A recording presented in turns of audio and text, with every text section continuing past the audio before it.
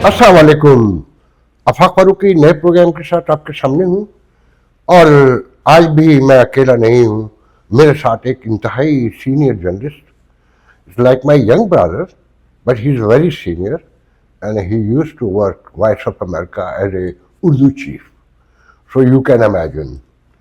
और मेरे बहुत अच्छे दोस्त भी हैं और उन्होंने हाल ही में रिसेंटली अपना व्लॉग भी शुरू किया है, टिकटॉक पे भी नज़र आ रहे हैं। टेक्निकली बड़े साउंड आदमी हैं, मुझे तो ये टिकटॉक वगैरह नहीं आता। और नाम है उनका कौकब फशोरी और पाकिस्तान में जर्नलिस्टिक हल्के और जो पावर कॉरिडोर हैं सब उन्हें जानते हैं।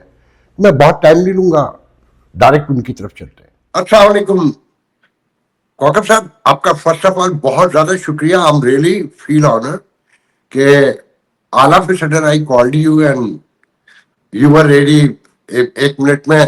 तो मैं सबसे पहले तो उसके लिए शुक्रगुजार हूँ। मैं इंट्रो में पहले गुफ्तगू कर चुका हूँ, मैं डायरेक्ट तो अभी नहीं बांधूंगा। क्या हो रहा है ये पाकिस्तान में, ये journalism, Suhail बड़ाइच, field marshal, denial, बर्सेल्स, मैं सब एक ही क्वेश्चन में ला रहा हूँ। तो मैंने आपके एक दो छोटे से व्लॉग भी देखे हैं, तो प्लीज। बहुत बहुत शुक्रिया आफाक भाई। जाहिर है आपके शो में आना तो मुझे खुद बहुत अच्छा लगा और आपसे बात करके वैसे ही बहुत लुत्फ आता है, बहुत सीखा भी आपसे। पाकिस्तान की आपने सहाफत की बात की और फिर जाहिर है आपने तस्करा किया ये जो भी हालिया फियास्को हुआ है इसका। तो देखिए मलगूबा है हर मसलन ये कि चाय एक बहुत अच्छा मशरूब है, इसी तरह से जो सॉफ्ट ड्रिंक्स होते हैं वो भी लोग बहुत शौक से पीते हैं। अब दोनों को मिला देंगे अगर, तो आप फिर अंदाजा कीजिए कि उसका जायका कैसा होगा, हॉरिबल। तो इस वक्त इसी तरह से कुछ हो रहा है। जो सहाफ़ी हैं, बिल्कुल मैं खुद मेरा उसी बरादरी से ताल्लुक़ है और मुझे फ़ख्र है, लेकिन वो कहीं भटक गए। वो अब अपने आप को नासे समझने लगे हैं, वो अपने आप को फैसला साजों में समझने लगे। और किसी हद तक ये बात तो दुरुस्त है, जब पाकिस्तान वजूद में आया तो इस्टेब्लिशमेंट ब्यूरोक्रेसी थी, उसके बाद ज़ाहिर है उन्होंने अपने हाथ मजबूत करने के लिए उनके साथ फौज भी आ गई। उसके बाद जो वडेरा जो कल्चर था, जो जागीरदार है, वो भी फिर आहिस्ता आहिस्ता करके जो फतवा फरोश मुल्ला टाइप है वो भी आ गए। अब इसमें ताज़ा तरीन इजाफा जो है वो सहाफ़ियों का है। वो खुद को इस्टेब्लिशमेंट समझने लगे हैं, वही समझने लगे हैं कि वो जितना कुर्बत उनकी होगी फैसला साजों से। और देखें पाकिस्तान में, मेक नो मिस्टेक, पाकिस्तान में फैसला साजी का जो इख्तियार है वो सिर्फ और सिर्फ एक शख्स के पास होता है। आप उसे एस्टेब्लिशमेंट कह लें, आप उसे पिंडी कह लें, आप उसे कोई और नाम दे दें, मुक्तदर कह दें, जो कहना हो कह दें, one man makes all the decisions. हाँ, ये जरूर है कि बाकी जो लोग उनके लिए काम करते हैं, उन्हें फैसिलिटेट करते हैं, उन सब की तवज्जो इस बात पर मरकूज होती है कि जो लाइन उन्होंने दे दी है उस लाइन से डिविएट ना किया जाए, उससे इनहराफ ना किया जाए, उसी पे रहते हुए उनकी खुशनुदी के लिए तमाम तर फैसले वो खुद नहीं करते हैं। ये कहना बिल्कुल जाती होगी, लेकिन हाँ, एक लाहे अमल, एक रोड मैप जो वो उनके जहन में होता है, जो वो दे देते हैं, तमाम तर लोग उसी पे चलते हैं। और मुझे अफसोस के साथ कहना पड़ता है कि सहाफत जो है वो चौथा सुतून है माशरे का, उनको उनसे अलग होना चाहिए। अदलिया तो बहुत पहले ही बिक गई थी, अदलिया तो बहुत पहले ही उनके साथ चली गई थी। सहाफ़ियों से ये तवक्को थी और उन्होंने कुर्बानियाँ भी दी थी एक ज़माने में। लेकिन अब बहुत सारे सहाफ़ी जो हैं वो बिल्कुल उसी तरफ चल पड़े और वो खुद को समझते हैं कि वो भी बजाय इसके कि वो उन पर नज़र रखें, वो उनका हिस्सा बन गए और फैसला साजी का हिस्सा बन के उनको बहुत बहुत लुत्फ आ रहा है।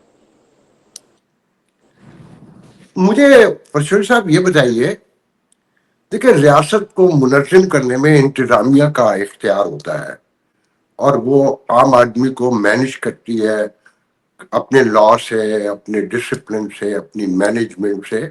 और वो एक कॉन्स्टिट्यूशन है उससे, और वो सबको बताती है कि तुम्हारा ये रोल है, तुम्हारा ये, सब अपनी अपनी डोमेन में रहेंगे। ये सहाफ़ी हो, डॉक्टर हो, ये एक्स वाई जी और कोई एक्सेट्रा जो भी हो, इनको शितरे बेबुहार ये खुद बन गए या इसमें किसी का हाथ है? दोनों बातें हैं। देखिए, जब आप जिसका जो किरदार होगा, देखिए अफाक भाई, आपने तो खुशकिस्मती से नौकरी इतनी ज़्यादा नहीं की होगी, आप अपना कारोबार करते रहे, आप आज़ादाना काम करते रहे। मैंने दोनों काम किए हैं, ज़ाहिर है मैं एक आज़ाद सहाफ़ी के तौर पे भी काम किया और बाकायदा नौकरियाँ भी की हैं। जॉब डिस्क्रिप्शन होती है एक चीज़, दुनिया किसी भी नतीजे पे पहुँचती है तो वो सदियों کی اس کی کاوشوں اور جو ٹرائل اینڈ ایرر کے بعد پہنچتی ہے. ایک چیز ہوتی ہے اسے کہتے ہیں جاب ڈسکرپشن, وہ ریٹن بھی ہو سکتی ہے, ان ریٹن بھی ہو سکتی ہے. جن اداروں کی ہم بات کر رہے ہیں ان کی ایک ریٹن جاب ڈسکرپشن ہے, اور صحافیوں کا بھی ایک ریٹن تو ظاہر ہے رول ہے, لیکن ان ریٹن بھی ہے. دونوں فالو نہیں ہو رہے. آپ جب اپنی جاب ڈسکرپشن فالو نہیں کریں گے تو پھر آپ کسی اور کو بھی نہیں کرنے دیں گے. آپ کی جاب ڈسکرپشن یہ ہے کہ آپ کا کام ہے وار اسٹریٹجی بنانا, ملک کو محفوظ رکھنا, لیکن آپ کو یہ سم ہاؤ آپ نے یہ اخذ کر لیا کہ آپ کا کام جو ملک کے سیاسی امور ہیں انہیں بھی چلانا ہے. تو جب آپ نے یہ کام شروع کر دیا تو پھر جو دوسرے لوگ ہیں, جیسے ابھی میں نے عرض کیا کہ صحافیوں کا ہرگز یہ کام, صحافی کا کام ہے رپورٹ کرنا. اور صحافت کی اگر ہم دوسری شاخ دیکھیں, جو تجزیہ نگار ہیں جیسے کہ آپ ہیں, خبر کا تجزیہ کرنا, کسی بھی طرح سے اثر انداز ہونا فیصلہ سازی پر, یہ صحافیوں کا کام نہیں ہے. چاہے وہ کالم نویس ہو, چاہے وہ رپورٹر ہو, دونوں کا کام یہ ہے کہ وہ جو دیکھ رہے ہیں, ایک کا کام ہے جو دیکھ رہا ہے وہ آ کے رپورٹ کر دے, دوسرے کا کام یہ ہے کہ جو کچھ رپورٹ ہو چکا ہے, جو کچھ اس نے دیکھا ہے اس پہ وہ اپنا تجزیہ اور تبصرہ کر دے. دونوں میں سے کسی کا بھی یہ کام نہیں ہے کہ وہ اس پر اثر انداز ہونے کی کوشش کریں. اور جو آپ نے کہا کہ یہ خود بخود ہوا یا کسی نے ان کو کہا ہے, تو میں نے یہی عرض کیا کہ یہ ملغوبہ ہے. ان کو پہلے کسی نے کہا, اب وہ از خود یہ رول اپنے اوپر لے لیتے ہیں کہ ہاں جی ہم بتائیں گے کہ کیسے چلے گا ملک. سہیل صاحب نے ٹوٹل کالم لکھا ہے اور مفاہمت کی بات کی اپنے دوسرے کالم میں, جسے دھمکی قرار دیا جاتا ہے. میں سوال کے طور پہ آپ سے پوچھ رہا ہوں کہ جو پاکستان کے موروثی حالات ہیں, جو وہاں ہوتا رہا ہے, انہوں نے تو اسے تجزیے کے طور پہ ہی ٹوٹل پیش کیا ہے کہ ذوالفقار علی بھٹو سے لے کر جو سیاست دانوں کے ساتھ ہوا. اور اس سچائی سے ہم انکار نہیں کر سکتے کہ پاکستان میں اگر پالیٹکس کرنی ہے تو اسٹیبلشمنٹ سے بنا کے رکھنی ہے. تو اسے میسج قرار دیا جا رہا ہے, برا منایا گیا ہے. تو آپ سمجھتے ہیں کہ جرنلسٹک لیول پہ کہیں گرا ہوا تھا, یا یہ صحافی کو نہیں کرنا چاہیے؟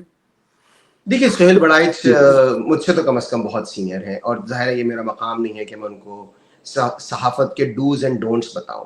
لیکن ایک ہوتی ہے انٹلیکچوئل ڈس آنیسٹی, اس کا مظاہرہ نہیں کرنا چاہیے ہم میں سے کسی کو بھی. آپ نے دو ماڈلز پیش کیے, ایک جو کہ جس کا انجام عبرتناک ہوا, جو کہ ذوالفقار علی بھٹو, اور دوسرے نواز شریف, جو ان کی نظر میں سرخرو ٹھہرے. بھائی یہ آدھا سچ ہے, پورا سچ کیا ہے؟ آج تاریخ میں ذوالفقار علی بھٹو زندہ ہے, اور نواز شریف, میں پھر یہ کہوں گا, انہوں نے پاکستان کا, ان کا بہت کنٹریبیوشن ہے پاکستان کی ترقی میں, اگر آپ ان کی سیاست کو ایک طرف رکھ دیں تو. وہ آج اب ایک حلقے سے کاؤنسلر تک منتخب نہیں ہو سکتے. زندہ تو وہ ہیں, لیکن کیا صرف سانسیں لینا ہی زندہ رہنے کا نام ہے؟ تو بھائی آپ نے ایک صحافتی بددیانتی کا ثبوت دیا سہیل بڑائچ صاحب نے. اچھا پھر ایک تیسرا ماڈل بھی تو ہے نا, وہ اس ملک میں ٹھیک ہے موجود نہیں ہے, وہ نیلسن منڈیلا کا ہے, اس آدمی نے جد و جہد کی, وہ سرخرو ہوا. تو آپ نے یہ کیوں نہیں بتایا کہ بھائی جو لوگ تاریخ میں زندہ رہنا چاہتے ہیں وہ تاریخ میں پھر زندہ رہ پاتے ہیں؟ بھٹو, ذوالفقار علی بھٹو کو آپ نے تارا مسیح پہ آ کے بات ختم کر دی. تارا مسیح نے جب پھانسی کا پھندا کھینچا, اس روز بایولوجیکل ڈیتھ تو بھٹو کی ہو گئی, لیکن پولیٹیکل لائف اس کی, بھٹو کی اسی دن شروع ہوئی. بھٹو کی اگر ڈیتھ کا دن آپ اس کی بایولوجیکل ڈیتھ 4 اپریل 1979 ہے, بھٹو کی پولیٹیکل برتھ ہے 4 اپریل 1979, کیونکہ اس سے پہلے بھٹو صاحب اچھے خاصے غیر مقبول ہو چکے تھے. ایسٹ پاکستان میں کی جو سیاست تھی, ظاہرہ مجھے اس میں جانے کی ضرورت نہیں ہے, لیکن جو نئی نسل سے میں گزارش کروں گا ذرا پڑھے, اس میں بھٹو صاحب کا کردار کوئی بہت اچھا نہیں تھا. وہ بوجھ تھا ان کے اوپر, جو فیض صاحب نے کہا نا, جو وہ قرض رکھتے تھے جان پر, وہ حساب آج چکا دیا.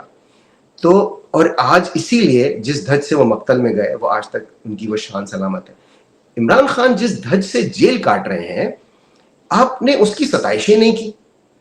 آپ نے ان کو صرف یہ کہہ کے پیش کر دیا, ایک فقرے میں آپ نے بھگتا دیا کہ بھائی جیسے وہ حبیب جالب نے کہا تھا, لڑکانے چلو ورنہ تھانے چلو. مطلب تیسری کوئی صورت نہیں ہے, یا تو گھٹنے ٹیک دو یا پھر پھانسی چڑھ جاؤ.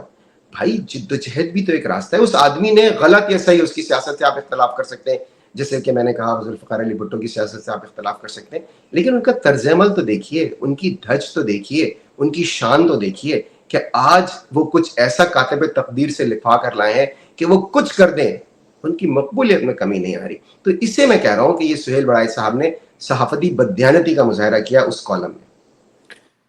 آپ سمجھتے ہیں کہ پاکستان جیسا معاشرہ جہاں سب کچھ سیج ہے اور ان کی مرضی کے بغیر سانس بھی نہیں لے سکتے، کوئی آزاد صحافت کا تصور کیا جا سکتا ہے؟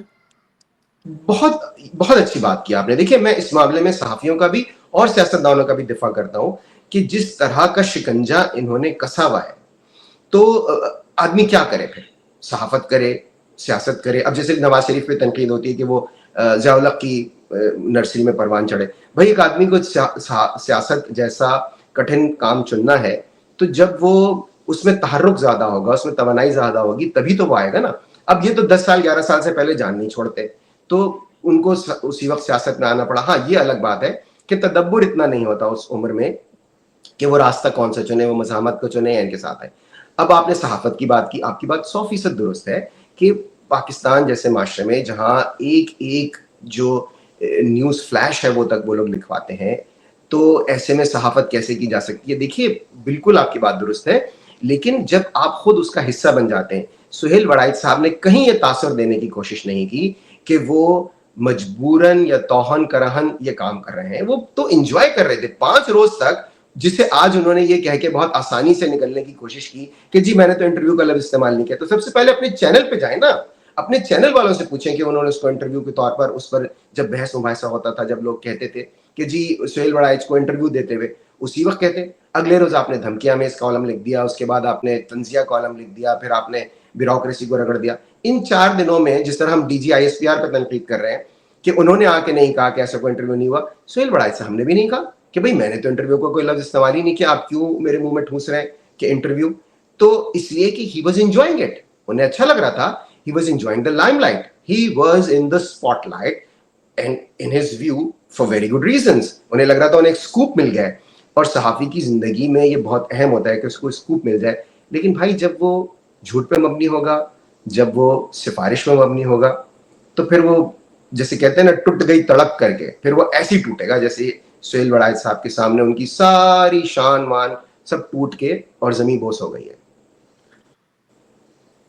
دیکھیں اب بیسکلی آپ سمجھتے ہیں کہ آئی ایس پی آر کو ان کے کالمز پر یا اس ملاقات پر جو کانٹینٹ لکھا گیا بیان دینا چاہیے تھا؟ یہ تو سب جانتے ہیں کہ سہیل وڑائچ، آپ بھی جانتے ہیں، میں بھی جانتا ہوں کہ سہیل وڑائچ نے جھوٹ نہیں بولا. فیور کیا نہیں کیا ایک الگ بحث ہے، اور اس پر آپ نے ابھی کامنٹ بھی کیا.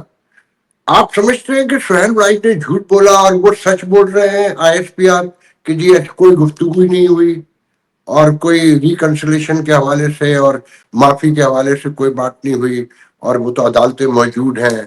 وہ کیسے دیکھتے ہیں اس ساری سچویشن کو؟ ہرگز نہیں، سہیل وڑائچ بالکل جھوٹ نہیں بول رہے. دیکھیے ہم ان پہ جہاں پہ تنقید واجب ہے، جہاں وہ واجب التنقید ہے، ہم ان پہ تنقید کر رہے ہیں. لیکن اس معاملے میں سہیل وڑائچ بالکل جھوٹ نہیں بول رہے. ایسا دیکھیں وہ آپ ان پہ یہ تو کر سکتے ہیں کہ اس وقت بالکل بصیرت سے آری ایک راستہ انہوں نے اپنا لیا ہے، لیکن کم از کم ہم انہیں صحافت نہیں سکھا سکتے. انہیں he knows fully well the difference between a conversation and a speech. کہ آپ کہیں بیٹھے ہوئے ہیں، آپ کی گفتگو ہوئی ہے اور آپ نے ایک تقریر سے اخذ کر کے نوٹس لے کے افاق بھائی آپ نے، میں نے، ہم سب نے رپورٹنگ کی ہے، اور ہم اس دور میں ہم نے رپورٹنگ شروع کی تھی جب صحافت کے بنیادی اصول سکھائے جاتے تھے. ہم ریکارڈ کر کے ٹیپ ریکارڈر تاکہ کل کو کوئی ڈینائی نہ کر دے، نوٹس لے کے ہمارے پاس نوٹس ہوتے تھے. جب تک سٹوری چھپ کے اس پر رد عمل آ نہیں جائے ہم وہ نوٹس تلف نہیں کرتے تھے. سہیل وڑائچ اسی اسکول آف جرنلزم سے ان کا تعلق ہے. تو یہ میں ہرگز ماننے کو تیار نہیں ہوں کہ انہوں نے اتنی بڑی بات بغیر کسی بنیاد کے کر دی. سہیل وڑائچ بالکل ٹھیک کہہ رہے ہیں، عوامی رد عمل آیا ہے، اس کو دیکھتے ہوئے یہ آئی ایس پی آر نے اپنی لائن بدلی ہے. دیکھیے میں نے پہلے بھی یہ گزارش کی تھی کسی پروگرام میں کہ ایک آموں کے ٹھیلے پر ایک بڑے صاحب کھڑے ہوتے ہیں زیادہ عمر کے، تو وہاں کچھ لڑکوں کو شرارت سوچتی ہے. وہ ان سے کہتے ہیں چاچا 1 کلو آم کھا لیں گے؟ تو وہ کہتے ہیں بیٹا کھا تو لوں پر ہضم نہیں ہوں گے. تو آئی ایس پی آر والے صاحب جو ہیں وہ بیان تو یہ دے رہے ہیں، لیکن یہ بیان دیکھیں ہضم نہیں ہوگا قوم کو، کیونکہ ان کو بالکل بلایا گیا، ان سے بات کی گئی، ان کو یہ ٹاسک دیا گیا کہ آپ ان کی امیج بلڈنگ کریں چیف صاحب کی، اور ایک ملفوف سا پیغام بھیجیں ان کو، عمران خان اور پی ٹی آئی کے سپورٹرز کو. تو پھر لیکن ظاہر ہے وہ بیک فائر کر گیا. دیکھیے عمران خان نے میچ پھنسا دیا ہے. اب میں عمران خان کی سیاست کا شدید مخالف ہوں. عمران خان کا طرز سیاست رونق سے پر تھا, لیکن اس وقت وہ جس طرح کی اپوزیشن کر رہے ہیں یہ پاکستان میں نایاب ہے, تو لوگ ان کے ساتھ ہیں. تو جو D G I S P R صاحب ہیں وہ انہوں نے جب دیکھا کہ جی یہ تو میچ پھنس گیا ہے, میچ ہمارے ہاتھ سے نکل سکتا ہے, تو انہوں نے اب اس کی اپنی اسٹریٹجی تبدیل کی. میں ایک گزارش اور کر دوں جہاں سہیل وڑائچ کو میں غلطی کا سمجھتا ہوں, وہ یہ کہ دیکھیں یہ کام وہ پہلے بھی کر چکے ہیں. جو ابھی 2024 کے الیکشن سے ایک روز پہلے بالکل فرمائشی قسم کا کالم انہوں نے لکھا کہ جی بالکل پی ٹی آئی اس وقت بالکل زمین بوس ہو چکی ہے, اس کے جو حامی ہیں ان کا بالکل morale ایک دم ڈاؤن ہے, اور کل نون لیگ اتنی سیٹیں لینے جا رہی ہے. وہ بالکل فرمائشی کالم تھا. بھائی آپ ان چیزوں سے دور رہیے. آپ اپنا تجزیہ دے سکتے ہیں کہ میں فلاں فلاں کانسٹیٹوئنسی میں گیا, میں نے جا کے لوگوں سے ملا تو مجھے یہ رائے ملی, اور کسی کی یہ رائے نہیں تھی. جتنے لوگ عوامی نبض پہ جن کا ہاتھ تھا, جتنے صحافیوں کا جو کانسٹیٹوئنسیز میں جا رہے تھے, وہ سب یہ کہہ رہے تھے کہ کل تمام تر مشکلات کے باوجود پی ٹی آئی کا جو ہے وہ بہت زبردست پاور شو ہونے والا ہے. سہیل وڑائچ صاحب یہ لکھ رہے تھے اس لیے کہ وہ ایک ذہن سازی کر رہے تھے. بھائی صاحب آپ اپنی رائے ضرور دیجئے, آپ اپنا تجزیہ پیش کیجئے, یہ کوششیں ترک کر دیجئے کہ آپ لوگوں کا ذہن بدلیں گے. آفاق بھائی آپ ہوں میں ہوں, ہم کسی کا ذہن نہیں بدل سکتے, ہم اپنی رائے دے سکتے ہیں, لیکن ہماری نیت ہرگز یہ نہیں ہونی چاہیے کہ میری اس رائے سے 10 لوگ 5 لوگ 50 100 1000 تائب ہو کے دوسری طرف ہو جائے. For God's sake, stop this. Rashid صاحب آپ ان کے اس کالم کو دیکھیں, ان کی مجبوریاں, ڈر, خوف اور سروائیول سب کچھ ہے. ایسے کیوں نہیں دیکھتے کہ ان کے پہلے کالم میں جو قرآنی آیات, اس کی تشریحات, فرشتہ, ابلیس اور ایک خدا کا تصور کہ وہ بھی ایک خدا ہے, خدا نہ خاصہ, اگر وہ یہ کالم نہ لکھتے تو ان کی خدائی اور ان کی فرعونیت کا پتہ نہیں چلتا. تو انہوں نے اسٹیج پہ تقریر کی, اس کو ریپیٹ بھی کروایا اور اس کو کوٹ بھی کیا. اگر وہ نہ ہوتے تو یہ چیز تو سامنے بھی نہیں آنی تھی. ہم ایسا نہیں سمجھ سکتے کہ انہوں نے اتنا بڑا کام کرنے کے لیے باقی چیزیں فرمائشی اسٹائل میں ڈال دی تاکہ بات ان کی جو ہے جو اصل ہے وہ بھی سامنے آ جائے اور ان کی جان بھی بچ جائے. دیکھیے اب اس سوال کا جواب تو سہیل وڑائچ صاحب خود ہی دے سکتے ہیں, کیونکہ دیکھیں آپ کیسے دیکھتے ہیں اس پورے واقعے کو جو انہوں نے کوٹ کیا ہے کہ سارے فرشتوں نے انسانی تخلیق سے انکار کر دیا تھا اور مسئلہ تھے, اور پھر جب انہوں نے معافی مانگی, سجدہ کیا تو اللہ نے معاف کر دیا, تو وہ اور پھر جوڑا پاکستان سے انہوں نے. جی آفاق بھائی بالکل آپ درست کہہ رہے ہیں, اور انتہائی غیر مناسب بات ہے یہ. دیکھیے اس پورے منظر نامے میں ٹھیک ہے آپ نے اپنے طور پر ان اپنا عاصم منیر صاحب نے, اگر ان کی یہ نیت تھی کہ وہ کسی کو ابلیس کے طور پر پیش کریں گے, کسی کو فرشتوں کے طور پر, تو اس میں پھر خدا کون ہے؟ دیکھیں ایک سے ایک گمراہ دنیا میں لوگ آئے ہیں, مگر وہ یہاں تک آ کے رک گئے کہ انہوں نے نبوت کا دعویٰ کر دیا. میرے کم از کم علم میں تو ابھی موجودہ تاریخ میں اس طرح کا کوئی واقعہ نہیں ہے کہ جہاں پر کسی نے آ کے خدائی کا دعویٰ کیا ہو, تو یہ بہت بڑی بات ہے. اچھا اب آپ کی بات کہ ہو سکتا ہے سہیل وڑائچ صاحب اس چیز کو ایکسپوز کرنا چاہتے ہیں, اور انہوں نے اس کو ایک پرخطر راستہ اپنانے کے بجائے انہوں نے کوشش کی ہو کہ میں اس کو ذرا اس انداز میں پیش کر دوں, تھوڑا فلیٹری کر کے, تھوڑا اس میں خوش آمدی ٹچ ڈال کے, تاکہ لوگوں تک پیغام بھی پہنچ جائے اور میری شامت بھی نہ آئے. تو دیکھیں اگین پھر وہی والی بات ہے کہ جو لوگ نیتوں کا حال بتا سکتے تھے, جان سکتے تھے, وہ تو چلے گئے دنیا سے اب. تو اب اگر یہ ان کا منشا تھا تو بھائی پھر وہ آ کر اس پہ وہ خود ہی روشنی ڈال سکتے ہیں. ورنہ دیکھیے اس میں انہوں نے ان کی بہت ستائش ویسے بھی کی کہ جی وہ معیشت کو ترقی دے دیں گے, وہ بس بہت پرعزم. بھائی کیسے معیشت, ان کا کام نہیں ہے. ملک کو چلانا ایک بہت دشوار کام ہے, ایک بہت کٹھن کام ہے. اس لیے سہیل وڑائچ صاحب پر تنقید ہو رہی ہے کہ دیکھیے نہ سہیل وڑائچ صاحب کو پتا ہے کہ معیشت کیسے چلتی ہے. آفاق بھائی مجھے تو نہیں پتا, آپ کو پتا ہو تو شاید پتا ہو, مجھے تو نہیں پتا. تو وہ آپ یہ کیسے تعین کر سکتے ہیں کہ معیشت کے, پاکستان کی معیشت کے لیے جو ان کے پلانز ہیں وہ بہت اچھے ہیں اور اس سے ملک بہت جلد ترقی کر جائے گا, اور جن قرآنی آیات کا انہوں نے حوالہ دیا ان کو کوٹ کر کے. پاکستان میں ایک بہت سنجیدہ معاملہ ہے. سہیل وڑائچ صاحب اتنے سینئر صحافی ہیں, انہیں اس بات کا ادراک ہونا چاہیے تھا کہ انہیں کیا لکھنا ہے اور کیا نہیں لکھنا. चूक तो उनसे हुई है, लेकिन इस मामले में मैं बिल्कुल ये कहूँगा कि झूठ सुहेल वड़ाइच साहब ने नहीं बोला, उनसे बात ज़रूर हुई है और उनको एक कोई काम सौंपा ज़रूर गया था। देखिए, जो लोग सुहेल वड़ाइच को जानते हैं वो इस बात को बहुत अच्छी तरीके से समझते हैं कि वो अपनी बात बहुत सलीके से कहते हैं। ये आपके बिल में जैसे आपने कहा ना कि मईशत का फर्ज से कोई लेना देना नहीं है, मुझे भी पता है और सुहेल साहब को भी पता है। मैं ये अभी भी समझता हूँ, मेरा उस्ताद ये कहता है कि उन्होंने ये चीज भी जानबूझ के दिखाई, उनका तमस्खर उड़ाया और तनकीद का निशाना बनवाया। मैं तो बहुत सारी चीजों को पूरे बैकग्राउंड में उनके रवैयों को देखते हुए ये बात कह रहा हूँ कि इसमें भी फील्ड मार्शल को फायदा नहीं पहुंचा है, इस बात की छपने से नुकसान हुआ। तो खैर हम इस बहस से निकलते हैं। आप बड़ी गुफ्तगू, आप गुफ्तगू कह रहा हूँ कि आप बहुत पाकिस्तान में वॉइस ऑफ अमेरिका वाले के से काम करते रहे, आपने सुहेल वड़ाइच के साथ भी काम किया है। आप पाकिस्तान की आज की जर्नलिज्म को देखते कैसे हैं? क्या वो अवाम को, जमहूरियत को रिप्रेजेंट करती है? Absolutely not, most of it, ज्यादातर नहीं। देखिए अगेन, हम खुदा न खास्ता कोई इस प्रोग्राम का मकसद सुहेल वड़ाइच बैशिंग नहीं है। नहीं, गुफ्तगू है ये बात। जी जी बिल्कुल। आपने आफाक भाई जमहूरियत की बात की। देखिए, जमहूरियत का जो लाजमी जुज़ है वो है ऑपोजिशन, और ऑपोजिशन का काम है कि वो हुकूमत के कामों पर नजर रखे और जहां तनकीद हो करे, अपने आईनी दायरे इख्तियार में रहते हुए एहतजाज भी करे, अपने दायरे इख्तियार में रहते हुए हुकूमत को मजबूर भी करे आईनी दायरे इख्तियार में रहते हुए। और ऐसा हुआ है माजी में, और दुनिया में जहां जहां जमहूरियतें तवाना हुई हैं वो इसी तरह से हुई हैं। जब सहाफ़ी दानिश्वर बशमूल सुहेल वड़ाइच टीवी पे आके बैठ के कहेंगे कि जी आप हुकूमत को चलने दें, अरे भाई, हुकूमत को चलना, हुकूमत को चलाना हुकूमत का काम है। ऑपोजिशन का काम है कि ऑपोजिशन करे, हिज़्ब इख्तिलाफ का किरदार अदा करे। अगर कल को इमरान खान की हुकूमत आ जाती है, मैं उन लोगों के इस हक को बिल्कुल मैं सपोर्ट करूंगा कि वो इमरान खान पर तनकीद करें, जो भी उनकी जहां जायज तनकीद है।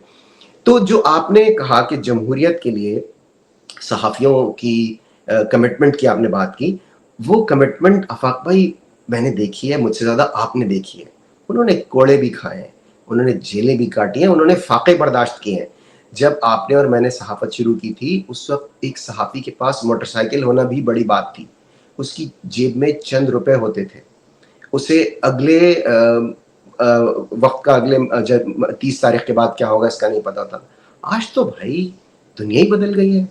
आज तो लोग, जैसा मैंने कहा, स्टेक होल्डर बन गए। अब वो काम करते हैं जिसमें ना सिर्फ एक उनकी बका हो, बल्कि उनका एक हिस्सा हो डिसीजन मेकिंग में। तो फिर ये तो नहीं हो सकता। जब सहाफत खुद रियासत का हिस्सा बन जाएगी फैसला साजों के साथ, तो फिर वो सहाफत नहीं रहेगी। सहाफत उसी वक्त तक रहेगी जब तक वो चौथा सुतून होगी। आप थोड़ी देर के लिए अंदाजा करें, एक बिल्डिंग आप बनाते हैं और उसमें 4 पिलर्स हैं।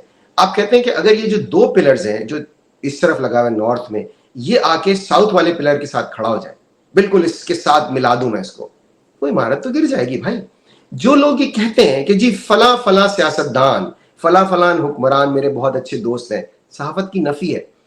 सहाफी और जो पावर्स हैं उनके दरमियान एक एडवर्सेरियल रिलेशनशिप होनी चाहिए। मैं अपने अल्फाज बहुत केयरफुली चूज कर रहा हूँ।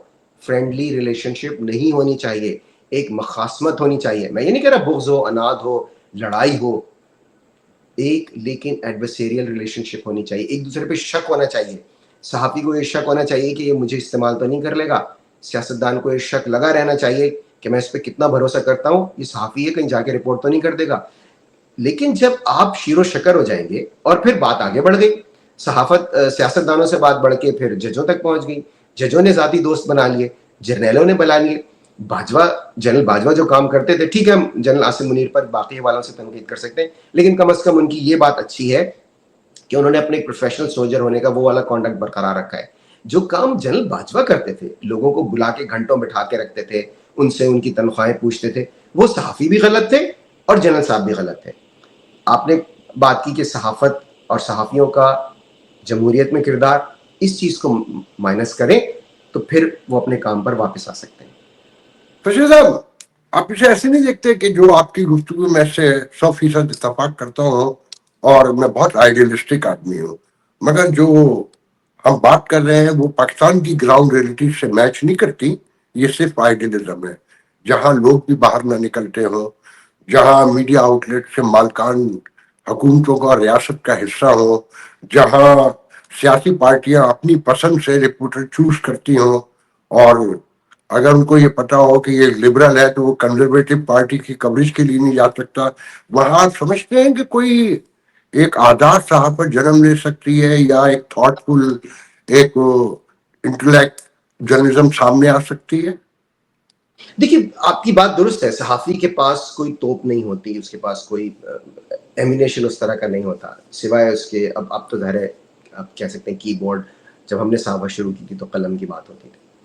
लेकिन देखिए आफ़ाक भाई, एक इस्तिलाह है उर्दू की, एहसास ज़ियाँ, वो नहीं है। देखिए, अगर एहसास ज़ियाँ होता ना तो मैं बिल्कुल कहता, मैं कहता देखिए मजबूर हैं, बहालत मजबूरी ये काम कर रहे हैं। पाकिस्तान में वो सहाफ़ी अभी भी हैं, जो मकाफ़ात चुका रहे हैं दुरुस्त सिमत में सहाफ़त के खड़े होने की, और वो लोग मौजूद हैं। मैं हरगिज़ ये नहीं कह रहा, अब बिल्कुल मुझ पर ये इल्ज़ाम लगाया जा सकता है और बिल्कुल बजा होगा कि जी आप खुद तो अमेरिका में बैठ के ठंडी फ़िज़ाओं में बैठ के हमें लेक्चर दे रहे हैं। हमसे पूछिए कि हम यहाँ कैसे ऑपरेट करते हैं। ज़रा-सा भी हम कोई लाइन से अगर हम डेविएट करते हैं तो उठा के ले जाते हैं, बच्चों को धमकियाँ मिलती हैं। मैं 100% मुत्तफ़िक़ हूँ, आसान नहीं है। वैसे भी पाकिस्तान में कोई भी काम करना दुश्वार है और ख़ासकर सहाफ़त बहुत दुश्वार है। मैं बात कर रहा हूँ एहसास ज़ियाँ की। जब आप बिल्कुल आप एहसास ज़ियाँ खो देते हैं, जब आपको एहसास ही नहीं होता कि मैं किसी गलत काम का हिस्सा बन गया हूँ, मैं किसी के एजेंडे का हिस्सा बन गया हूँ। अब आप ये देखिए आफ़ाक भाई, कि इतना मतलब मैं तो यही कहूँगा भयानक अंजाम जो हुआ है सुहेल बड़ाई साहब का, उसके बाद कुछ लोग उसके बावजूद भी सबक नहीं सीख रहे। अभी भी आ-आ के बातें कर रहे हैं कि जी यूँ होने जा रहा है, तो यूँ होने जा रहा है, तो यूँ होने जा रहा है। अरे भाई, अब तो कम से कम सीख लीजिए कि कोई आपको इस्तेमाल कर रहा है। कोई आपको इस्तेमाल करके, और वो उसमें फ़ख्र महसूस करते हैं, और फिर वो तंज़िया बातें करते हैं कि जी आपको क्या पता, हमें पता है, हम तो उनके साथ इतने करीबी हैं। तो जब आप दानिस्ता तौर पे करते हैं, उससे फ़ायदे उठाते हैं, तो फिर ये वाली जो दलील आप पेश कर रहे हैं, तो फिर ये तो ज़ाइल हो जाती है ना। हाँ, जहाँ स बिल्कुल मजबूरी है, जैसे कुछ लोग हैं, जैसे काशिफ़ अब्बासी है बेचारा, अच्छा भला काम कर रहा था, उसको हटना पड़ा। अभी वो जमील फ़ारूक़ी हैं बेचारे, अच्छा भला काम, उन्होंने हालाँकि इस्तीफ़ा भी अपने दायरे से दे दिया, लेकिन उनको उठा के ले गए, मजबूरियाँ हैं उनकी। लेकिन जब आप इस तरह बन जाएँगे कि जब आप पर टाउट का लेवल लग जाए, तो फिर ज़रा इस लाइन को ज़रा होने में दुश्वारी होती है समझ। आप मुझे ये बताइए, पशोरी साहब, आपने खुद कह दिया कि मैं और आप तो एक ठंडे उसमें बैठे हैं, आराम से जो चाहे कह लेते हैं, मगर फिर भी ये खौफ है कि हमारे बहन भाई रहते हैं और बहुत से हथकंडे इस्तेमाल होते हैं। मुझ पर तो यहाँ हुए हैं। खैर, मैं उस तरफ नहीं जा रहा। जब तक अवाम बाहर नहीं निकलते, अगर आप कराची में रहते हैं या मैं लाहौर में रहता हूँ, मैं क्यों अपने बच्चों की कुर्बानी दूं, जब मुझे पता है कि यहाँ पर मेरे मरने के 3 दिन के बाद मैं याद भी नहीं रहूंगा, और कोई एजुकेशन रेट भी नहीं है, आने वाले दिनों में कोई तारीख में भी नाम नहीं होगा। वो क्या इंसेंटिव है जर्नलिस्ट के पास कि वो इतनी बड़ी कुर्बानी दे? मैं मुत्तफ़िक़ हूँ इस बात से आपकी आफ़ाक भाई, इंसेंटिव दूसरी तरफ बहुत बड़ा है। दूसरी तरफ मराआत हैं, दूसरी तरफ आपको तहफ़्फ़ुज़ भी है, और दूसरी तरफ आपके लिए जो है वो एक प्रोजेक्शन भी है, क्लाउट भी है, बहुत फ़ख्र महसूस करते हैं। तो मैं इस हद तक तो आपकी बात से बिल्कुल मुत्तफ़िक़ हूँ कि आप अगर बात उनकी नहीं मानते और आप कोई पुरख़तर रास्ता चुनते हैं, तो बिल्कुल इसमें ये खतरात हैं। लेकिन देखिए, वहाँ ऐसे लोग हैं जो बिल्कुल दरमियानी रास्ता जिन्होंने चुना हुआ है, वो बहुत ज़्यादा कोई मुहिमजू भी नहीं बनते, लेकिन अपना काम, जैसे मैं मतीउल्लाह जान की मैं नाम ले देता हूँ, मतीउल्लाह जान है जैसे। वो बिल्कुल, वो किसी एजेंडे का हिस्सा नहीं बनते, जहाँ ज़रूरत होती है। अच्छा वो देखिए, वो मिस्कीन तो पीटीआई के ज़माने में भी ज़ेर-ए-ताब रहा। असद तूर है, वो भी इसी तरह से। अच्छा, अभी मैंने काशिफ़ अब्बासी की बात की, मज़हर अब्बास साहब हैं। इस तरह से कुछ लोग हैं जो ये समझते हैं कि उनका काम क्या है। देखिए ज़ाहिर है आफ़ाक भाई, आप मुझसे मुझसे भी ज़्यादा सीनियर हैं। हमें कम से कम हम ये तो कर सकते हैं کہ جب ہم صحافی کو کسی کو دیکھتے ہیں, چاہے ہم اس کی تحریر پڑھیں, چاہے ہم اس کی گفتگو سنیں, ہم یہ ضرور بتا دیتے ہیں کہ یہ دیانتدارانہ کام کر رہا ہے یا نہیں کر رہا. اب اس میں پارٹی وابستگی سے بالاتر ہو کر رپورٹنگ کو صرف اگر آپ دیکھتے ہیں تو آپ سمجھ جاتے ہیں. اس میں سے بعض بالکل ایسے ہیں جن کی مجبوریاں ہیں, لیکن آپ اس حد تک آگے نہ نکل جائیں. آپ کم از کم تمغے, اب مجھے آپ بتائیے ایک صحافی کا تمغہ لینے کا کیا کام ہے؟ یہ تمغہ جو ہے, جس حکومت نے آپ کو تمغہ دے دیا, آپ کس منہ سے اس پہ تنقید کریں گے؟ اور اس میں بہت سے ایسے معتبر صحافی ہیں جن کا میں بہت احترام کرتا ہوں.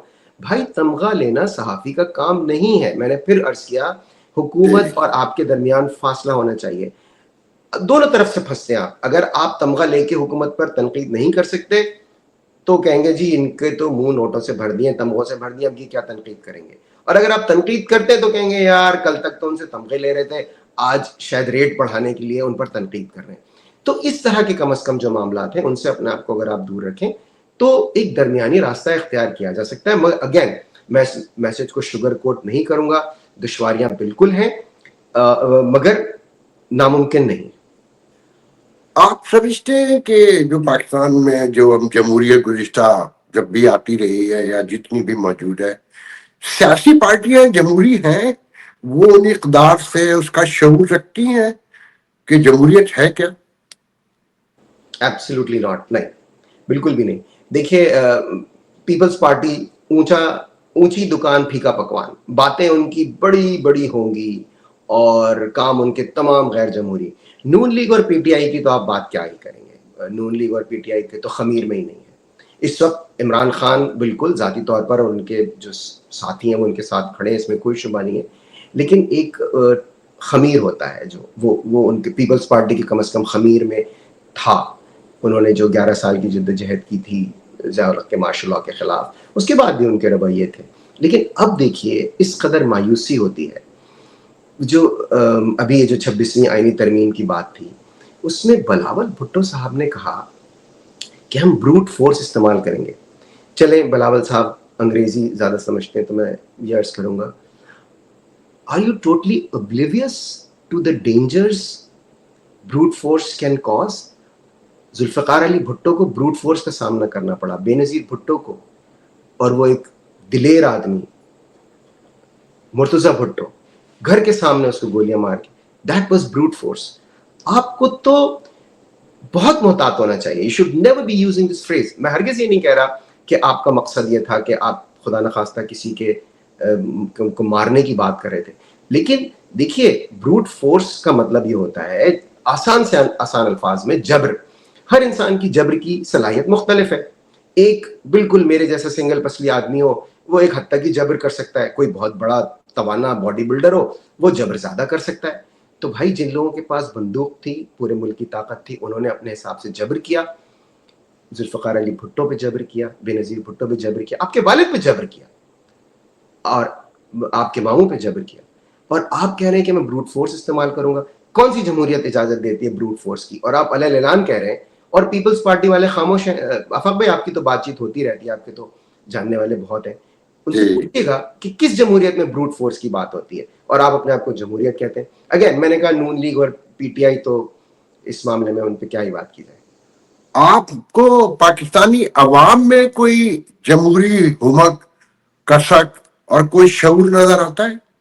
پہلے سے زیادہ, اس میں کوئی شبہ نہیں ہے. دیکھیے جو میری جنریشن تھی, میں ضیاء الحق کے دور میں بڑا ہوا ہوں, تو اس لیے مجھے بہت اس چیز کا احساس اور ادراک ہوا, کرب ہوا مجھے, کیونکہ مجھے بہت شدت سے اس بات کا احساس ہوتا تھا کہ کس قدر مکروہ عمل ہے یہ کہ آپ عوامی جو جذبات اور امنگیں ہیں ان کو دباتے ہیں. اچھا, جو جنریشن 90s میں بڑی ہوئی ہے اس کی جمہوریت سے اگر کمٹمنٹ نہیں ہے تو مجھے اس پہ تعجب نہیں ہے, کیونکہ جو غیر جمہوری رویے اس دور میں جمہوری جماعتوں نے اپنائے, اس لیے ان کو اس چیز کی تخصیص کا اندازہ ہی نہیں ہوا کہ جمہوریت کتنی اہم چیز ہے. انہیں لگا کہ بھئی یہ جمہوریت ہے, to hell with it, if this is the god damn democracy I don't want it. اور پھر ان کی بدقسمتی کہیے کہ مشرف جیسا ایک منافق, ایک ہپوکریٹ آ گیا اور جس نے ان کو بہت اچھی اچھی چیزیں دکھائیں کہ دیکھو میں تو وردی میں ہوں لیکن ایوری تھنگ از ہانکی ڈوری, سب کچھ بہت اچھا چل رہا ہے. اور یہ دیکھو تمہارے جو جمہوری حکمران تھے وہ تم کو کیا دیتے تھے. تو لیکن اب چلے ہم اور کسی بات پہ نہیں, کم از کم ہم عمران خان کو یہ کریڈٹ دے سکتے ہیں کہ انہوں نے اس وقت جس طرح سے جدوجہد کی ہے, جس دھج سے وہ ڈٹے ہوئے ہیں, اس سے کم از کم جو آج کی نسل ہے اسے اس بات کا اندازہ ہو رہا ہے کہ مزاحمت یا جمہوریت کے لیے کھڑے ہونا کوئی عرفہ عمل ہے اس سے کہ آپ آمریت کے ساتھ جا کے کھڑے ہو جائیں. اس وقت لائنز بہت کلیئر ہیں, اور اس بات پہ میں بہت پر امید ہوں, اور مجھے پاکستانی قوم پہ بہت فخر محسوس ہوتا ہے کہ ذرا سا کوئی بھی غیر جمہوری رویے کی طرف جاتا ہے یا اپناتا ہے وہ زیرو ہو جاتا ہے, زیرو. اور چاہے وہ کوئی فنکار ہو, چاہے وہ کوئی سیاستدان ہو, چاہے وہ کوئی کھلاڑی ہو, چاہے وہ کوئی صحافی ہو, وہ عوام کی توقیر اور تکریم سے یکسر محروم ہو جاتا ہے. یہ بہت اچھا عمل ہے. ٹھیک ہے وہ نکل نہیں رہے روڈوں پہ, وہ ایک الگ بات ہے. آپ نے کہا کہ نوجوان نسل میں جمہوری شعور آیا ہے, تو ابھی آپ نے خود ہی کہا کہ پیپلز پارٹی میں تھا خمیر, اب نہیں ہے, اور پی ٹی آئی اور نون وہ سب کے سامنے ہی ہے. میں بھی آپ کے خیال کا حامی ہوں.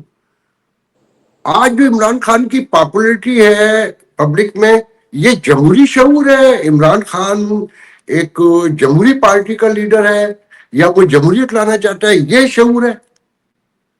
دیکھیے ہوتا یہ ہے آفاق بھائی تاریخ میں کہ چیزیں گڈمڈ ہو جاتی ہیں اور پھر ان کا ایک پروڈکٹ نکلتا ہے. اب جب انگریز کے خلاف جدوجہد, اور میں بالکل پاکستان کی میں بات نہیں کروں گا, سب کانٹیننٹ کی, اگر صحیح معنوں میں آزادی کسی قوم نے لڑ کے لی ہے تو وہ امریکہ ہے. تو وہ ٹیکس کے خلاف شروع ہوا تھا کہ جی ٹیکس آپ ہم سے لیتے ہیں. وہ بالکل اس وقت اس بات کا وہ کوئی وہ نہیں تھا کہ جی ہم غلام ہیں کچھ, ہمیں ان کی پاکٹ بک ہرٹ ہو رہی تھی کہ جی ہم سے ٹیکس لیتے ہیں. حالانکہ غلامی تھی, ظاہر ہے انگریز کی کالونی تھی ہے انگریزوں کی. لیکن جیسے ہی وہ ان کو آزادی ملی, ان کو اندازہ ہوا کہ نہیں, دس از پرائس لیس, دس از پریشیس, آزادی, فریڈم اینڈ انڈیپینڈنس. اور پھر وہ جمہوری رویوں کی طرف گئے. تو اس وقت آپ سے میں 100% متفق ہوں, جو اس وقت لوگ ہیں وہ عاشقان عمران خان ہیں. شاید انہیں اس بات کو اس طرح سے ادراک نہ ہو, لیکن ایک چیز کی مجھے خوشی ہوتی ہے کہ وہ لوگ اب اس طرح کے ہو گئے کہ وہ کسی کو نہیں بخش رہے.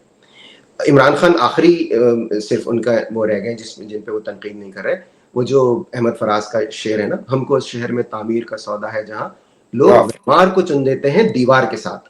آپ ذرا سا ڈیویٹ کرتے ہیں اگر جمہوری روایات سے, تو جو پبلک ہے وہ بالکل ان کو سیدھا کر دیتی ہے. تو اگر مجھے اس بات کی بہت خوشی ہے, اور میں آپ نے بہت عمدہ سوال کیا کہ کل اگر عمران خان صاحب اقتدار میں آ کے سیم پیج پہ واپس گئے, اور جس طرح وہ نواز شریف کا مذاق اڑاتے تھے کہ ان کی کسی آرمی چیف سے نہیں بنی, آرمی چیف اور کسی بھی آرمی چیف اور نواز شریف کی لڑائی میں ہمیشہ نواز شریف حق بجانب تھے. وہ ایک سویلین سپریمیسی کے لیے اسرٹ کرتے تھے. عمران خان کو ان کا مذاق نہیں اڑانا چاہیے تھا. اگر کل عمران خان نے آ کے وہ روش اپنائی, میری خوشگمانی ہو سکتی ہے, میرا حسن زن ہو سکتا ہے, مجھے لگتا ہے کہ اب جو پاکستانی قوم میں جس طرح کی آگاہی اور اویئرنیس پیدا ہو گئی ہے, they will hold his feet to the fire. Imran Khan کو بھی اسی طرح کی مزاحمت کا سامنا کرنا پڑے گا, یہ میرا خیال ہے. میں اس جرنلزم کے حوالے سے آپ سے آخری سوال کرتا ہوں, پھر ہم دوسرے ٹاپک پہ آتے ہیں. یہ جو پاکستان میں میڈیا آؤٹ لیٹس ہیں اور جو ان کے مالکان ہیں, سب ایک لائن میں ہیں, میں نام لے کے تو تنقید نہیں کرنا چاہتا, جو امریکہ جیسے ملک میں, واشنگٹن جیسے شہر میں, جہاں ایک پڑھے لکھے آدمی کو اگر $8,000 سے $10,000 نہ ملے تو وہ رہ ہی نہیں سکتا, وہاں وہ فری رپورٹر ڈھونڈتے ہیں. واجد سید جیسا رپورٹر تنخواہ نہ ملنے پر چھوڑ گیا آخر تنگ آ کر. آپ سمجھتے ہیں کہ ان مالکان کی موجودگی میں جو مفت امریکہ جیسے جہاں دنیا کی پالیٹکس ہوتی ہے, وہ ایسے رپورٹر تلاش کرتے ہیں جو کھائیں اور کمائیں اور کھلائیں, آپ سمجھتے ہیں کہ وہاں کوئی جرنلزم بہتر ہو سکتی ہے یا اس معاشرے کو کوئی فائدہ پہنچا سکتی ہے؟ دیکھیے آفاق بھائی, آپ کا تو حسن زن ہے. آپ نے چلے میں نام لے دیتا ہوں, میر شکیل الرحمان, انہوں نے بالکل برملا کہا. انہوں نے کہا بھائی میرا کاروبار ہے, صحافت ہوگی آپ کے لیے, میرے لیے کاروبار ہے. تو آپ بتائیے ایک کسی بھی فیکٹری اونر کو اگر کوئی ایسا سیلز ریپ مل جاتا ہے جو صرف اس صورت میں اس سے پیسے مانگے کہ اگر وہ اس کی $10,000 کی سیل کر کے دے, اس میں سے کہے کہ جی 2,000 یا 1,000 میرا ہے. تو جو ایک انڈسٹریلسٹ کی سوچ ہوگی وہی میڈیا مالکان کی ہے, اور انہوں نے چلے اس میں ہم کم از کم شکیل الرحمان کو یہ بینیفٹ تو دے سکتے ہیں کہ انہوں نے اس معاملے میں منافقت کا مظاہرہ نہیں کیا, انہوں نے کھل کے کہہ دیا, انہوں نے کہا جی میں تو کاروبار ہے میرا, صحافت ہوگی آپ کے لیے. رپورٹر کما کے بھی دیتا ہے آپ کے خیال میں؟ بالکل, دیکھیے رپورٹر خبر دیتا ہے تو چینل چلتا ہے, اخبار چلتا ہے. خبر دیتا ہے نا, وہ $10,000 تو لا کر نہیں دیتا نا. نہیں بالکل, اور یہ میں اس طرز عمل کی شدید ظاہر ہے میں اس کی مذمت کروں گا, کیونکہ میں تو آفاق بھائی خود ساری زندگی کچھ عرصہ اگر ہٹا دیں جو میں نے کسی اور سیکٹر میں کام کیا, صحافت کی ہی تنخواہ سے میرا تو ظاہر گزارا ہوا ہے. تو میں تو اس بات کی تائید میں صف اول میں شامل ہوں گا کہ صحافیوں کو تنخواہیں نہ دینا یا ان سے یہ توقع کرنا کہ وہ بغیر تنخواہ کے کام کریں گے انتہائی قابل مذمت عمل ہے. لیکن جو آپ نے مالکان کی بات کی, جب ان کا طرز فکر یہ ہوگا تو آپ اندازہ کیجئے کہ وہ کس طرح کی ایکسپلوئٹیشن ہوگی.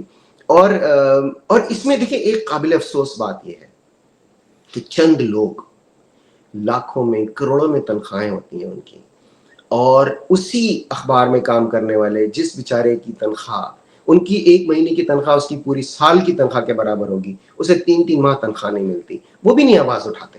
وہ بھی جس طرح میں نے کہا نا کہ پاکستان میں جب اسٹیبلشمنٹ میں صرف ایک ایلیمنٹ تھا, باقی لوگ آتے گئے اور کارواں بنتا گیا, تو وہ بھی ان سے جڑتے گئے. اب اسی طرح سے صحافتی اداروں میں, اخباروں میں, ٹیلی ویژن میں یہی ہو رہا ہے کہ جن کو آپ اوپر بٹھا دیتے ہیں وہ پھر مالکان سے جڑ جاتے ہیں, ان کو لگتا ہے ان کے مفادات بالکل یکجا ہیں, اور وہ بھی جو ورکر ہے, جو صحافی ہے, جو آپ کے میرے جیسا ورکر ہے, اس کے بارے میں وہ آواز نہیں اٹھاتے, اور یہ قابل مذمت ہے. آپ کے علم میں ہوگا کہ جی 26ویں ترمیم میں محترم فیلڈ مارشل کا جو ٹینور ہے وہ سیکیور نہیں ہے. یہ 5 سال کی اپائنٹمنٹ ان کی نہیں ہے, یہ نومبر میں ان کو ایکسٹینشن لینی پڑے گی, نیا نوٹیفیکیشن لینا پڑے گا. اور یہ سہیل رائج کے کالم سے لے کر حکومت جا رہی ہے آ رہی ہے, یہ ساری خبریں اس سے ریلیٹ کرتی ہیں. اور آج کی تازی خبر یہ ہے کہ جی خفیہ ادارے مختلف اداروں میں آئے, فائلیں بنا رہے ہیں کرپشن کی ڈرانے کے لیے تاکہ نوٹیفیکیشن مل جائے. اسے کیسے دیکھتے ہیں؟ کچھ قانون دان ایسے ہیں جو اس بات پہ جو آپ نے بات کی اسی کو وہ درست سمجھتے ہیں. لیکن اس روز میں نے سنا تھا رانا ثناء اللہ ٹی وی پر آ کر کہہ رہے تھے کہ نوٹیفیکیشن کی ضرورت نہیں ہے. دونوں صورتوں میں معاملہ کچھ تو ظاہر ہے, اور آپ کی بات بالکل درست ہے کہ یہ بے قراری بے وجہ نہیں ہے, کچھ تو سبب ہے اس کا. تو ایسا کچھ تو ہے جس کی وجہ سے یہ سب کچھ اتنی اتھل پتھل مچی ہوئی ہے. اور جہاں تک 26ویں آئینی ترمیم کی بات ہے, تو میں تو یہ سمجھتا ہوں کہ جیسے ابھی کچھ دیر پہلے میں نے وہ بروٹ فورس کی بات کی, پاکستان کا تو آئین یہ کہتا ہے کہ کوئی بھی ایسا قانون یا عمل جو اسلامی تعلیمات کے منافی ہو وہ پاکستان میں اس پر عمل نہیں کرایا جا سکتا. اور جبر کی تو اسلام میں ممانعت ہے, جبر سے تو آپ نکاح بھی نہیں پڑھا سکتے. اور بلاول بھٹو آن ریکارڈ ہیں کہ بروٹ فورس سے ہم کرائیں گے, تو بروٹ فورس سے کروائی بھی, بعد میں لوگوں نے بتایا بھی. تو صرف ایک اسی نقطے پہ وہ ترمیم جو ہے 26ویں ترمیم, وہ تو بالکل غیر آئینی ہے, وہ آئینی تو ہے ہی نہیں, اس کو وہ غیر آئینی 26ویں ترمیم ہے. تو اس کے تحت جو بھی انتظام کر لیا جائے وہ تو پھر ریت کی دیوار کی طرح ثابت ہو سکتا ہے اگر صحیح طور پر اس کی اسکروٹنی ہو جائے. تو پہلے تو صاحب یہ طے ہو, کیا اس آئین پر کبھی جمہوری دور میں یا کسی بھی دور میں اس پر کبھی عمل ہوا ہے, اس کو کوئی امپورٹنس دی ہے, یا اپوزیشن میں جب جو آج حکومت میں جب یہ اپوزیشن میں ہوں گے تو ان کو آئین نظر آئے گا, اور فوج تو یہ کہتی ہے روز کہ ہم تو آئینی اپنا کردار ادا کر رہے ہیں, پولیٹیکل ہے, مطلب سب جھوٹ بولتے ہیں. تو یہ سسٹم کنٹینیو ایسے چلتا رہے گا جھوٹ بول کر؟ ابھی تک تو ایسے نظر آ رہا ہے آفاق بھائی کہ, اور یہ ظاہر ہے میں افسوس سے کہہ رہا ہوں, میں کوئی میرے لیے کوئی خوشی کا باعث نہیں ہے یہ کہنا, کیونکہ دیکھیں ہم کم از کم ٹھیک ہے, میں یہ کوئی بھی معاشرہ آئیڈیل نہیں ہوتا, لیکن آپ کو اندازہ ہے, مجھے اندازہ ہے کہ یہاں پر سینکٹیٹی ہے, حرمت ہے آئین کی. آئین ان کے لیے ایک تکریم, اس کی تکریم ہے ان کی نظر سب میں. سے زیادہ جی, تو اس لیے افسوس ہوتا ہے میں یہ بات ملال سے کہہ رہا ہوں کہ یہ اچھی بات نہیں ہے, ہونا چاہیے. اور اس میں سب سے افسوسناک بات یہ ہے کہ وہ لوگ جن کا فرض تھا کہ وہ اس آئین کا تحفظ کرتے, اچھا پھر دیکھیے جن کو آئین کی تشریح کرنی ہے, اب دیکھیے آپ اور میں آفاق بھائی, ہماری نظر میں صحافت کتنی اہم چیز ہے, کیوں, ہمارے لیے ہمارے رزق کا ذریعہ ہے, ہم اس کے بارے میں کتنے سینسٹیو ہیں, ہم کتنے سوچتے ہیں اس کے بارے میں. مجھے جوڈیشری سے اس حد تک مایوسی ہوتی ہے بھائی, آئین جو ہے نا آپ کی روزی کا, آپ کے بچوں کے رزق کا وسیلہ ہے. کس طرح کہ آپ کو اس کی تشریح کرنی ہے, اس کو دن رات پامال کیا جاتا ہے, صرف آپ اپنے عہدوں کے لیے, اپنی پرکس اینڈ پریویلیجز کے لیے آپ یہ اس پہ آواز نہیں بلند کرتے. اور جو بیچارے ہم نے تو آواز بلند پوری عمر بچپن سے ہی ایسے ہی دیکھا ہے سب کچھ, اور جو جتنی نچلی کوٹ بددیانت اور بد کردار ہے وہ تو کوئی تصور میں بھی نہیں لا سکتا. اس سچویشن کو کہیں کوئی آپ کو لگتا ہے کہ یہ عوام جو عید میلاد النبی پہ باہر نکلتی ہے, ماتم پہ لیے باہر نکلتی ہے, فیسٹیوٹی کے لیے نکلتی ہے, اپنے بچوں کو بھوک سا مرتا ہوا بھی دیکھتے ہیں, بے روزگار بھی ہیں, بیمار بھی ہیں, غیر محفوظ بھی ہیں, آپ سمجھتے ہیں کہ یہ کبھی باہر آئیں گے اپنے حقوق کے لیے؟ ان کو کوئی احساس ہے؟ اصل میں آفاق بھائی باہر آنے کے پیمانے تبدیل ہو گئے ہیں. پہلے باہر آنا, فزیکلی باہر آنا ہوتا تھا. اب آپ یہ دیکھیے کہ جو بہت بڑے بڑے فیصلے جو کہ جن سے کہ پاکستان کی جو طاقتور ترین حلقے ہیں جیسے آرمی آئی ایس آئی, ان کو ریٹریکٹ کرنے پڑتے ہیں سوشل میڈیا کی وجہ سے. بہت سارے ایسے کام ہیں جو لوگ بیٹھ کے گھر سے کر لیتے ہیں, اور میں ہرگز یہ نہیں کہہ رہا کہ یہ نیم البدل ہو سکتا ہے, لیکن جو لوگ ان پر تنقید کرتے ہیں کہ جی یہ لوگ سوشل میڈیا واریئرز ہیں, کی بورڈ واریئرز ہیں, یہ باہر نہیں نکل سکتے, میں اس تنقید کو درست نہیں سمجھتا. اتنا بھی کرنا اس جبر کے ماحول میں بہت بڑی بات ہے.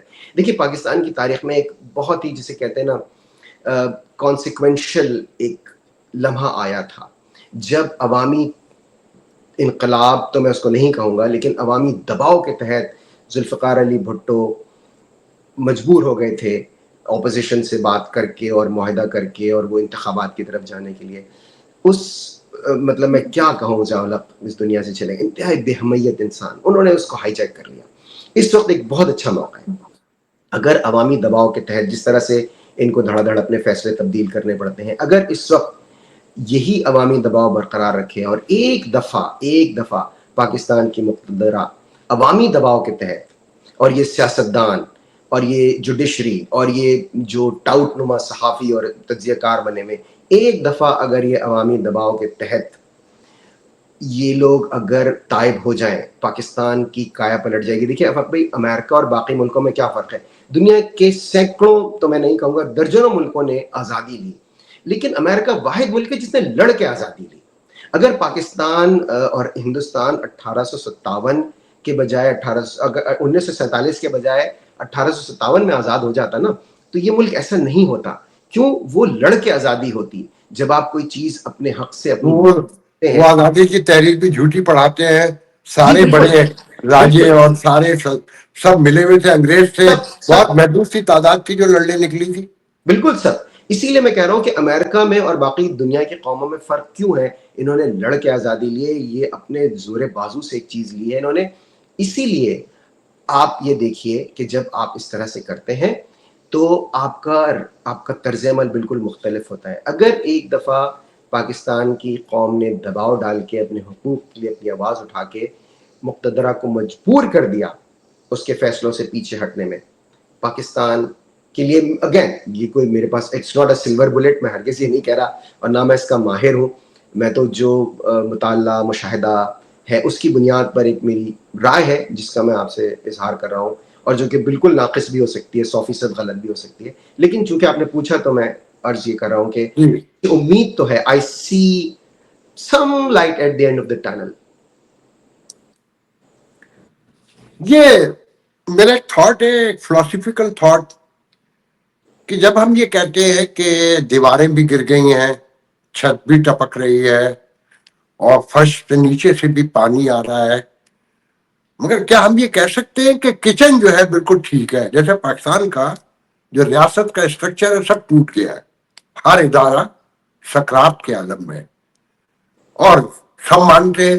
آپ سمجھتے ہیں کہ ایسے ماحول میں ایک ادارہ جسے محکمہ بلکہ کہیے فوج جو ہے وہ ابھی تک نظم و نسق ہے اس میں اور وہ ڈسپلن ہے ویل, آپ سمجھتے ہیں یہ کنٹینیو کرے گا اسی طریقے سے؟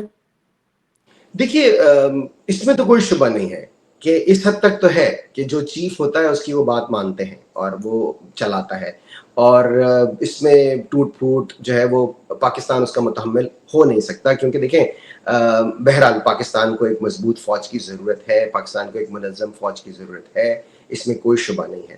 لیکن یہ بھی بالکل درست ہے کہ انہیں اپنے آئینی دائرے اختیار میں رہنا چاہیے جس سے وہ نکلتے ہیں. تو اس وقت ان کا ڈسپلن کہاں جاتا ہے؟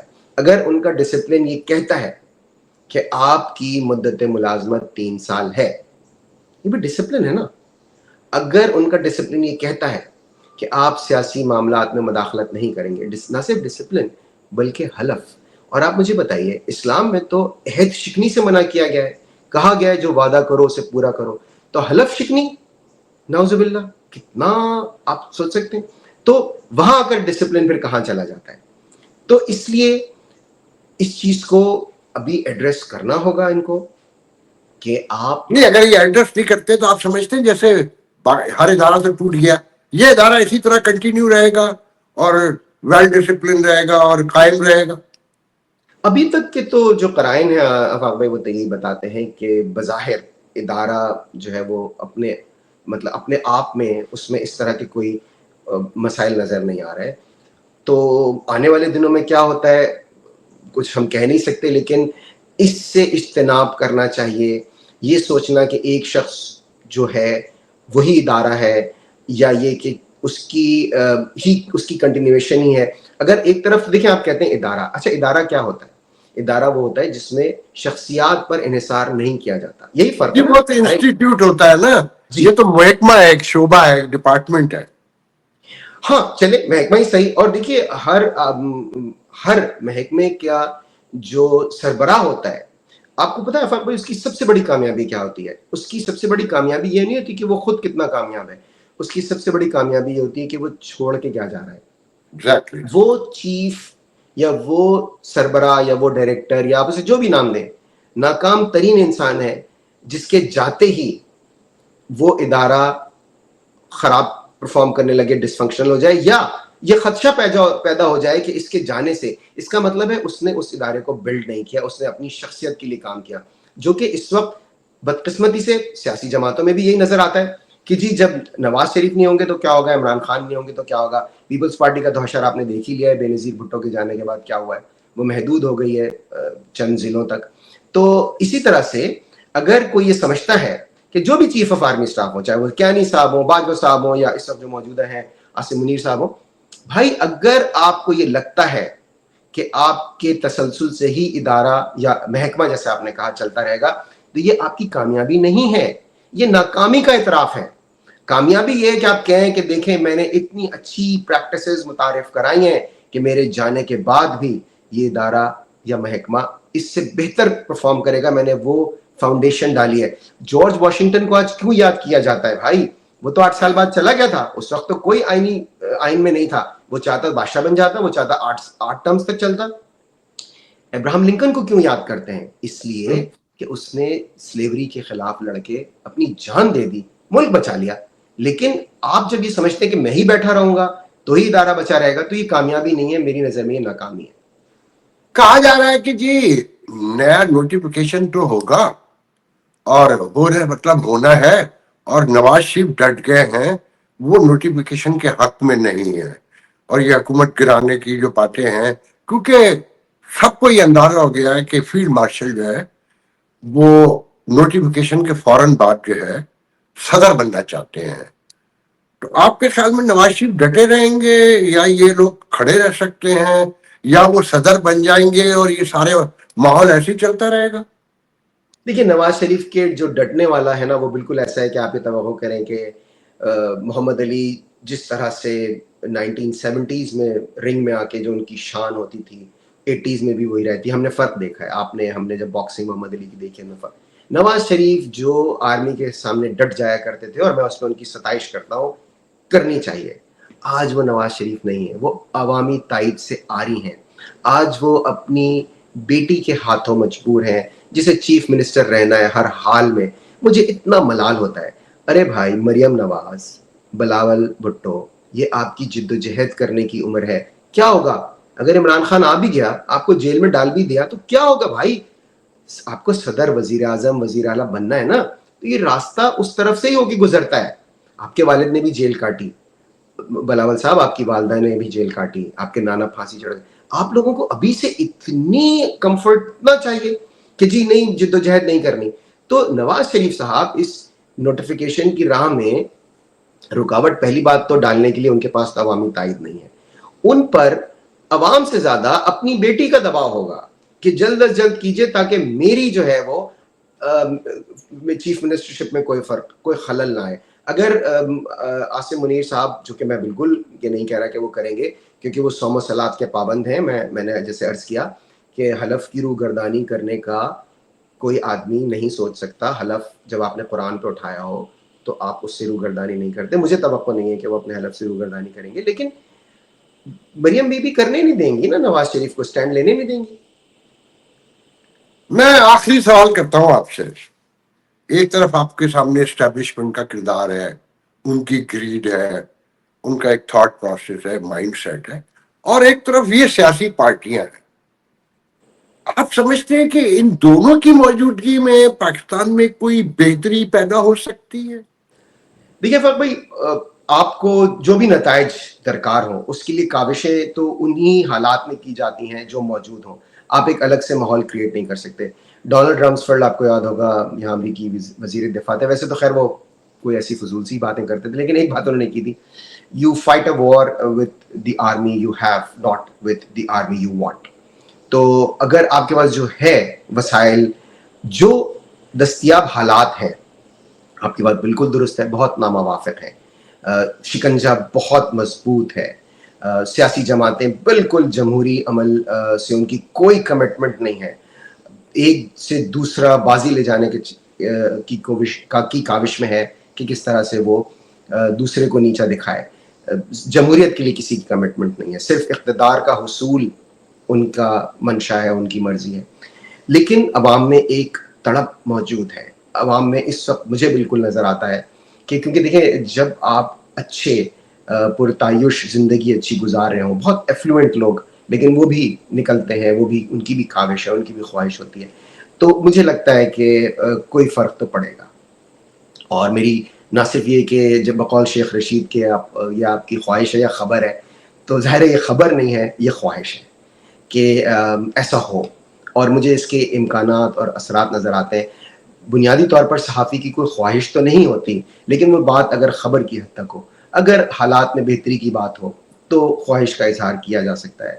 اور میں کسی ایک جماعت کے حق میں یا اس کے موافق آنے کی بات نہیں کر رہا، میں کسی ایک طبقے کی بات نہیں کر رہا، میں کسی ایک محکمے کی ادارے کی بات نہیں کر رہا، میں ملک کی عمومی صورتحال کی بات کر رہا ہوں. کیونکہ ہمارے سامنے یہ مثال موجود ہے، انہی معاشروں میں خوشحالی بھی آئی ہے، ترقی بھی آئی ہے، قانون کی حکمرانی بھی آئی ہے، جنہوں نے جمہوریت کو اپنایا ہے. تو اس لیے میں کہہ رہا ہوں کہ یہ میری خواہش ہے، یہ میری آپ سمجھتے ہیں کہ یہ فیلڈ مارشل کنٹینیو کرتے ہوئے نظر آتے ہیں، صدر بنتے ہوئے نظر آتے ہیں؟ یہ نظام کیسے دیکھتے ہیں؟ اینڈ یہ میں بالکل ایلیبریٹ کر دیں بس اس کو. دیکھیے اس وقت تو معاملات ان کے کنٹرول میں ہیں، اور ہم اگر دیکھیں یہ سوائے ان لوگوں کے، ان آرمی چیفز کے جنہوں نے مارشل لاء لگایا، اگر ہم ان کو اگر ہم کاؤنٹ نہ کریں تو جو آرمی چیفز صرف آرمی چیفز کی پوزیشن جن کے پاس تھی، حالیہ تاریخ میں دیکھ لیتے ہیں، جنرل باجوہ ہوں، جنرل راحیل شریف ہوں، ان سے پہلے جنرل جہانگیر کرامت ہوں، یا جنرل وحید کاکڑ ہوں، اتنا کنٹرول کسی بھی آرمی چیف کا معاملات پر نہیں تھا جتنا ان کا ہے. تو اس لحاظ سے ان کی پوزیشن تو جنرل عاصم منیر کی پوزیشن تو مستحکم ہے. اب لیکن وہی والی بات ہے کہ انسان کہیں نہ کہیں کوئی نہ کوئی ایسی غلطی تو کر بیٹھتا ہے. میری نظر میں ان کو اللہ نے بہت بہت اعلیٰ عرفہ مقام دیا کہ جو بھارت کے ساتھ جنگ ہوئی وہ بہت بڑی ان کے لیے ایک سعادت اور اعزاز کی بات تھی کہ اس میں سرخرو ہوئے. اس لیے میری تو یہ گزارش ہوگی اور کہ اداروں پر انحصار کیا جائے نہ کہ شخصیات پر، اور جتنا بھی جس کا جو دورانیہ ہے، چاہے وہ کوئی بھی ہو، चाहे वो कोई ब्यूरोक्रेट हो, जज हो, आर्मी चीफ हो, स्कूल टीचर हो, जब उसकी मुद्दत मुलाजमत पूरी हो जाए वो अपने घर चला जाए, क्योंकि जो आपको काम दिया गया है वो वहीं तक होता है जितनी आपकी मुद्दत होती है। उससे आगे जाना, जनरल कैनी की मिसाल सामने है, एक्सटेंशन के बाद कितनी रुसवाई हुई उनकी, जनरल बाजवा की मिसाल सामने है, तमाम तर रुसवाई जो उन्होंने समेटी वो एक्सटेंशन के बाद समेटी। इसलिए एक्सटेंशन कोई भली चीज नहीं है, बुरी चीज है, इज्तनाब करना चाहिए। आपके ख्याल में ये जो सोहेल बड़ाइच की कॉलम है, जो नई सिचुएशन है, ये बुरहान बढ़ रहा है या ये कंट्रोल कर लेंगे इसको 2-3 लाइन में? अगर आप ये वाला बहरान तो खैर काबू में आ जाएगा, मेरा नहीं ख्याल, ये मेरा तज्जिया है, जाहिर है कि ये बहरान कोई ऐसी बहुत डिसाइसिव मतलब सूरत हाल क्रिएट कर देगा कि जिससे कोई सिचुएशन ऐसे नहज पे पहुंच जाएगी कि बस उसे संभाला ना जाए। मतलब ये अगर आपका ये सवाल है क्या ये मुशर्रफ के लिए वकला की तहरीक बन सकती है? नहीं, ये मजहबी एंगल्स है। मैंने 2-3 बड़े मौलवियों के वीलॉग देख लिए हैं जो उन्होंने फरिश्ते और इब्लीस और इंसानी तख्लीक पर बात की है, उस पर वीलॉग आने शुरू हो गए हैं। मैं उस पर्सपेक्टिव में बात कर रहा हूँ आपसे।